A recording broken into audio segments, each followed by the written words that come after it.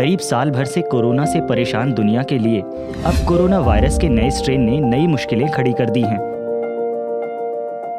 Corona की तरह इसके नए स्ट्रेन ने भी कई देशों को अपनी चपेट में ले लिया है और चिंता की बात यह है कि अब भारत में भी ब्रिटेन वाले कोरोना वायरस के नए स्ट्रेन की एंट्री हो गई है।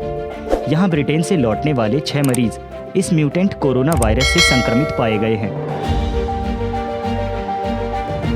इन सभी मरीजों को खास तौर पर तैयार हेल्थ केयर फैसिलिटी में रखा गया है और उनके करीबी लोगों को भी क्वारंटाइन किया गया है। इसके अलावा उनके सहयात्रियों, परिवार के अन्य सदस्यों और संपर्क में आए दूसरे लोगों की कॉन्टैक्ट ट्रेसिंग की जा रही है। आपको बता दें कि भारत के अलावा नए स्ट्रेन के केस अब तक Denmark, Netherlands, Australia, Italy, Sweden, France, Switzerland, Germany, Canada, Japan, Lebanon और सिंगापुर जैसे देशों में भी सामने आ चुके हैं। असल में कोरोना वायरस के नए वेरिएंट के मामले सबसे पहले ब्रिटेन में पाए गए थे।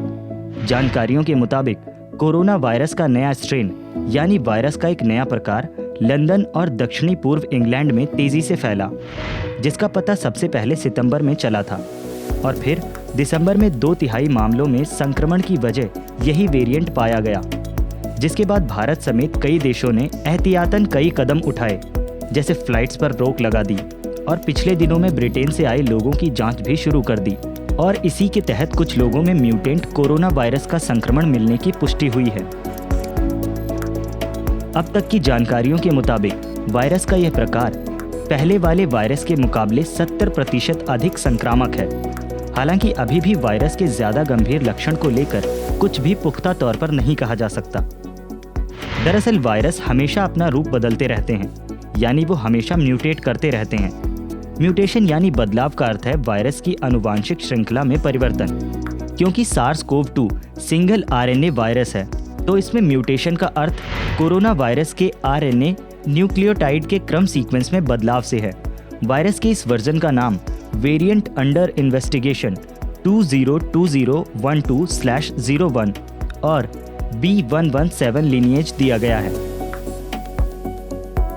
चीन के वुहान शहर में पहली बार सामने आने के बाद से SARS-CoV-2 में अब तक कई बदलाव देखे गए हैं, लेकिन यूके वेरिएंट B117 लिनिएज के शुरुआती जीनोमिकी लक्षणों के मुताबिक इसमें असामान्य तौर पर कई बड़े जेनेटिक बदलाव देखे गए, जिससे आशंका इस बात की है कि शायद वायरस के उन हिस्सों में बदलाव हो रहा है जो महत्वपूर्ण होते हैं।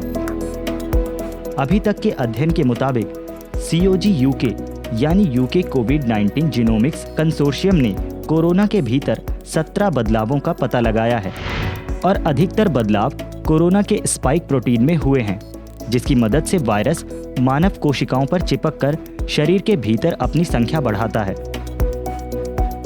कोरोना वायरस स्पाइक प्रोटीन का इस्तेमाल हमारे शरीर की कोशिकाओं को हाईजैक करने के लिए करता है और हमारी कोशिकाओं का ताला कहे जाने वाले ACE2 रिसेप्टर को खोलकर कोशिकाओं के अंदर घुसकर संक्रमित कर देता है।